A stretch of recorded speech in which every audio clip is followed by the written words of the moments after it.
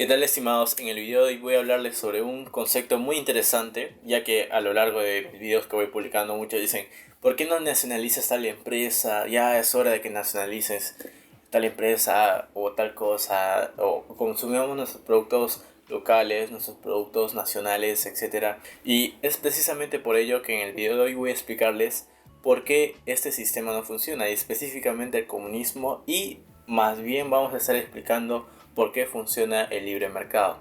Este es un concepto muy interesante que también lo plantea el autor Gregory Mankiw en su libro Los 10 principios de la economía. Y como les mencionaba, en el video de hoy voy a hablarles sobre el principio que determina que el mercado es una mejor forma de poder organizar la economía de un país. Como nosotros sabemos, en Europa Occidental y la Unión Soviética implementaba lo que sería el modelo comunista, y este fue caída a finales de la década de 1980 y a principios de 1990, de tal manera que fue uno de los cambios más importantes que ocurrieron en el último siglo en el mundo.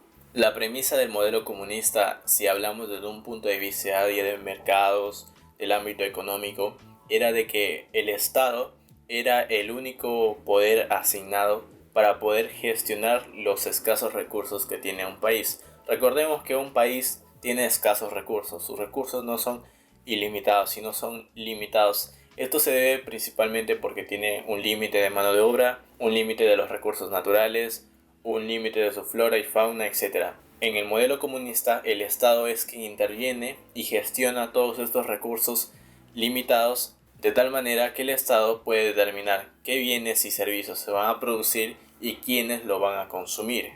Dicho modelo se basaba, como les mencionaba, era de que el gobierno era la única entidad encargada de poder organizar esos recursos de tal manera que sean aprovechados por la sociedad y haya un bienestar conjuntivo por parte de toda la población que alberga dentro de ese país.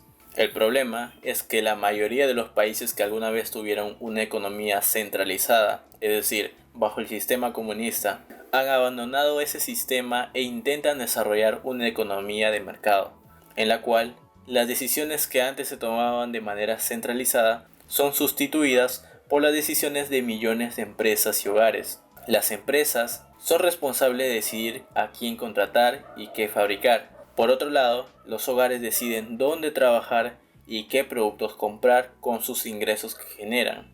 Las empresas y los hogares interaccionan en el mercado, donde los precios y el interés personal guían a sus decisiones. A primera vista puede que una economía de mercado pueda parecer una pésima opción, y es precisamente porque no hay ninguna entidad que se encargue de regular los recursos que tiene un país, los bienes que produce y los servicios. Sin embargo, pese a todos esos altercados, la economía de mercado nos ha demostrado que, a pesar de que haya miles de compradores y miles de vendedores, que cada uno busca su bienestar individual, es decir, cada uno busca maximizar el nivel de sus ingresos a través de la economía de mercado. Este proceso nos ha dado resultados favorables a la hora de ver el bienestar general, el bienestar de toda la población de manera conjuntiva. En el año 1976, Adam Smith, en su libro titulado Una investigación sobre la naturaleza y las causas de la riqueza de las naciones, hizo la observación más famosa de toda la economía, es decir, afirmó que los hogares y las empresas interaccionan en los mercados como si fueran guiados por una mano invisible, de tal manera que los lleva a obtener los resultados deseables en el mercado. O sea, en palabras más sencillas, Adam Smith en su libro menciona ya de que por sí, como les mencioné, no hay una organización o una entidad que se encarga de regular la economía del mercado. Hasta ese punto tenemos claro. Sin embargo, como lo estoy mencionando, hay resultados favorables para los que intervienen dentro de esa economía, ya sean para compradores, vendedores, y les voy a explicar en un minuto por qué. Ese resultado o ese proceso de ejecución favorable y eficaz, Adam Smith lo considera como una mano invisible.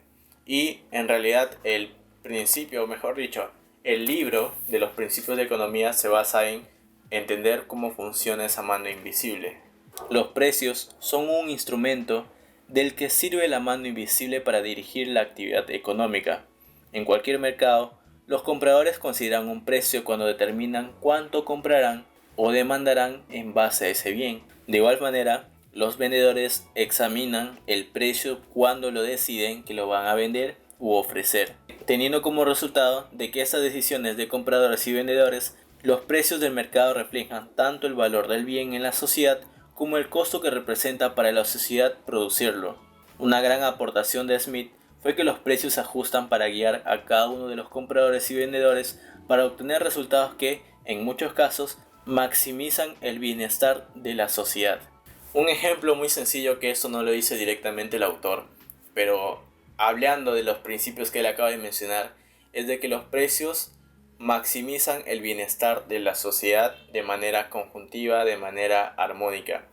Por ejemplo, supongamos que haya demanda de ciertas naranjas, ¿no? Por decir naranjas.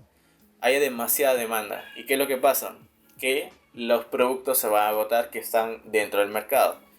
Por lo tanto, cuando ya se están agotando y se venden demasiadas naranjas, el vendedor puede aumentar el precio de sus productos ya que hay demasiada demanda. Y por lo tanto se va a seguir consumiendo los productos. A medida de que el vendedor va generando más utilidades, los otros vendedores, como bien sabemos, no existe solamente un solo vendedor en la economía de mercado porque no existe el monopolio, sino más bien hay bastante competencia por medio. Los otros vendedores van a darse cuenta de ello.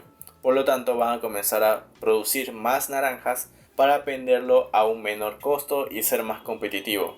Como resultado, vamos a tener que va a haber una mayor oferta de este producto y por lo tanto va a disminuir el valor de su precio. Obviamente que hay una demanda de por medio, pero como hay una mayor oferta, los precios serían más competitivos y esto beneficia a tanto sea el cliente, porque va a pagar menos para adquirir ese producto, y también el vendedor, ya que está compitiendo con otros vendedores y a la vez genera utilidades. Las ideas de Smith tienen un importante corolario.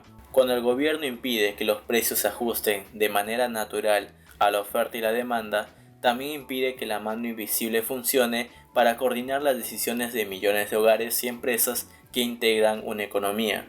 Este corolario explica por qué los impuestos perjudican la asignación de los recursos, distorsionan los precios y por ende las decisiones de hogares y empresas. También explica el gran daño que provocan las políticas que controlan directamente los precios, como el control de alquiler o renta. Además explica el fracaso del comunismo.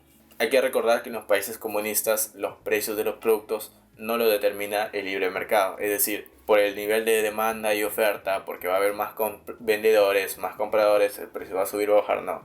En el gobierno comunista, digamos que el gobierno implementa o implica y asigna ciertos precios a determinados bienes y servicios, de tal manera que es una decisión centralizada, de tal manera que los planificadores carecerían de la información necesaria acerca de los gustos de los consumidores y los costos de los productores, variables que en una economía de mercado se reflejan en los precios. La planificación centralizada, es decir, el comunismo, falló porque trató de manejar la economía con una mano atada a la espalda, la mano invisible del mercado.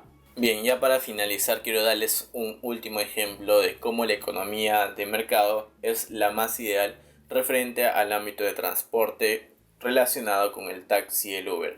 Como nosotros sabemos, el Uber, por decir, nos brinda mucho más beneficios al consumidor.